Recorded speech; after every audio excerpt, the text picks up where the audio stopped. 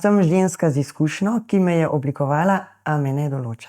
Sem nekdo, ki je bila v preteklosti izgubljena, ranjena in v nenehnem iskanju poti. V neki začetni fazi je bila sigurno v neki tej miselni luknji, ni mogla splezati ven, nisi zaupala. Sem socialna delavka v zaporu, z njo sodelujemo predvsem glede družine, glede njenih otrok. Jaz sem njena psihologinja, jaz sem imela možnost spremljati njen razvoj, njen napredek.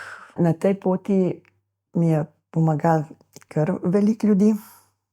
Kakor sem na začetku mislila, da sem čisto sama. Storila je nekaj kaznivih dejanj, ampak to jo trenutno ne opredeljuje več. 4 leta prestane kazni, no, sem se pa kar zelo zagnala, motivirala.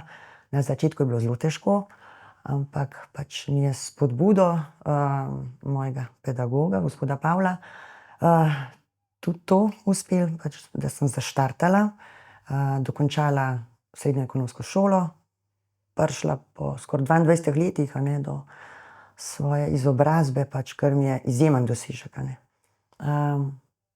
Pa tudi do zaposlitve. Vsaka zapornica tega ne doseže, daleč od tega.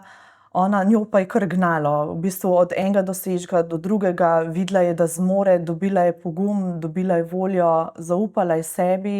Mi je pa v teh težkih trenutkih najbolj pomagala tista verzija mene, ki ni obupala. Sigurno je ona en svetilnik tukaj noter, tudi za druge ženske. Vidim, da se zdaj marsikatera obrača po tej poti, da si želi izobraževati. Besede moje psihologinje tukaj, ki so se mi v vseh 4 letih najbolj vtisnile v spomin, in sicer, da v življenju res ne gre vse po načrtih in da je to čisto okej.